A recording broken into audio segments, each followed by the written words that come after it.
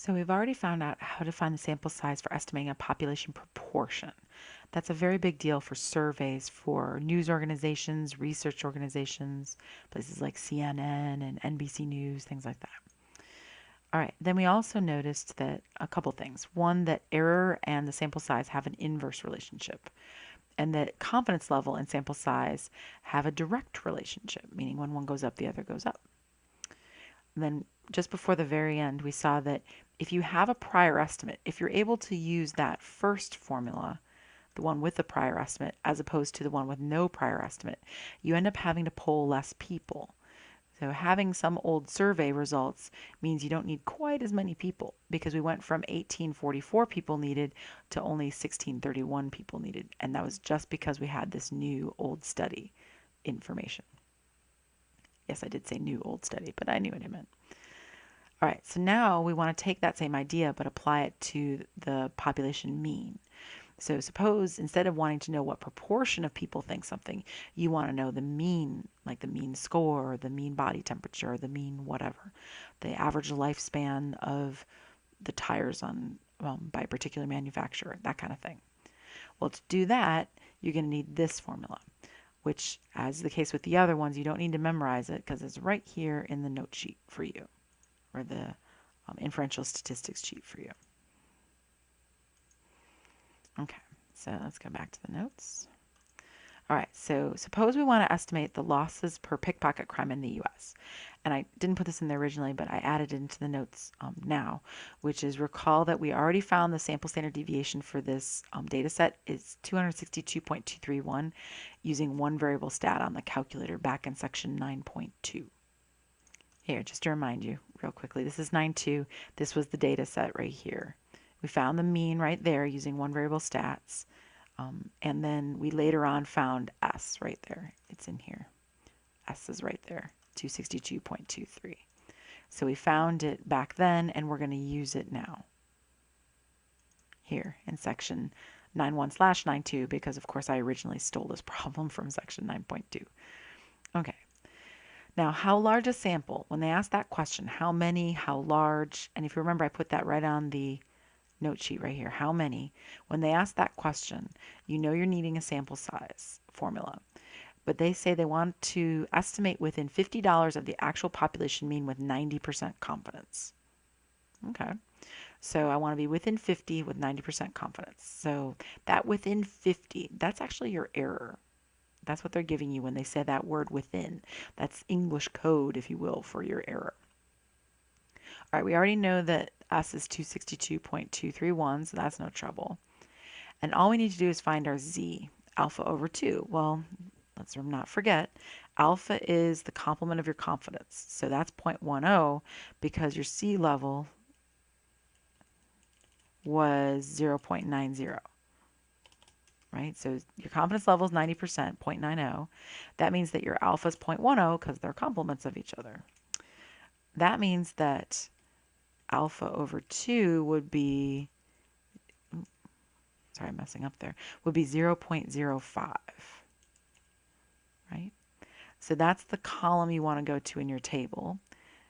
And then, or you could use inverse norm, that'll work too. So you go inverse norm 0.05, comma 0, comma 1, or you can use the t-table, right? Either way, I'll do both real quick. So inverse norm would be under distributions, number 3, 0.05, 0 and 1, paste, enter, 1.645. Again, we can kind of ignore the negative. We don't really care. And then here you go to the 0.05 column, drop to the very bottom, 1.645. There it is. So either way, you're going to get that your Z alpha over 2 is 1.645. So then we use that in the formula. So here where there was Z alpha over 2, we put 1.645. And now we just need to make the calculator do that. So let me grab the calculator, clear this out, make it obvious. So you want 262.231 times 1.645 divided by 50, close your parentheses, and square it. Enter. You get 74.43, which we have to round up to 75. Yeah, and I just typed that in right there. So and never, never forget for these ones, you always must round up. That's why on the inferential statistics sheet, I say that right there. Always round up. All right, now what would happen to that result right there if I raise my confidence level? Okay, well, let's think. If you raise your confidence level is going to increase your Z, right? So let me show you that on the table. So if you raise your confidence level, you're boosting your middle part, right? The middle part of your graph, which means your tails are going to get smaller. So if you look at this T distribution, over here on the left, those are low levels of confidence. And over here on the right are large levels of confidence. So the larger your confidence level, the more you're moving to the right on this table. So let's look down at the Z-scores here. When you have a low level of confidence, your Z is only 0.674, 0.842, and so on. When you want a high level of confidence, you want to be over here on the right, on the high side, 3.090, and so on. So we were currently at 1.645. So if I increase that, I'm affecting my Z-score, right?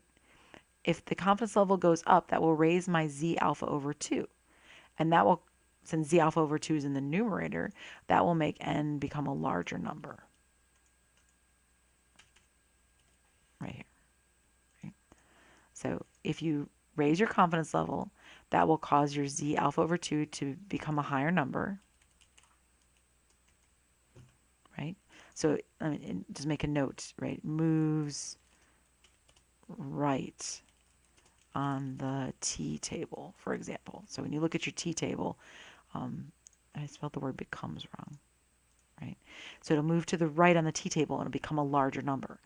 But since that larger number is in the numerator, that will make n get larger.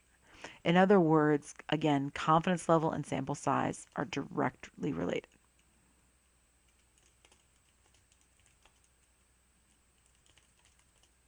Which we already saw back in the problem above. Right? They have a direct relationship. When one goes up, the other one goes up. All right. Now, what about, let's see here.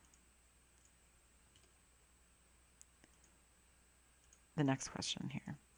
I'm going to change that and center it. There we go.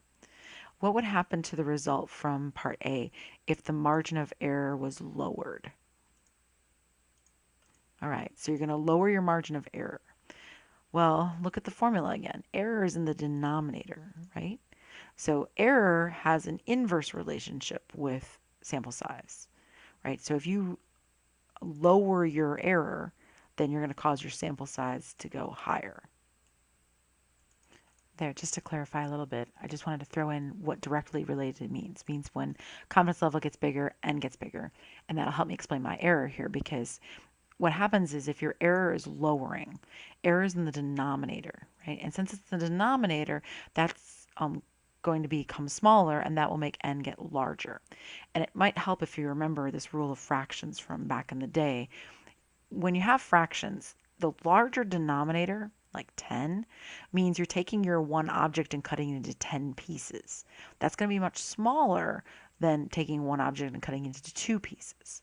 So in fractions, the larger the denominator, the smaller it is. That's why the pointy end's on the small fraction. So error and sample size have an inverse relationship, right? They are, if let me put it this way, if your sample size gets small, I mean your error gets smaller, your sample size gets bigger, and vice versa. And I just wanted to throw in here that this is what n was, right? N is your sample size. There we go.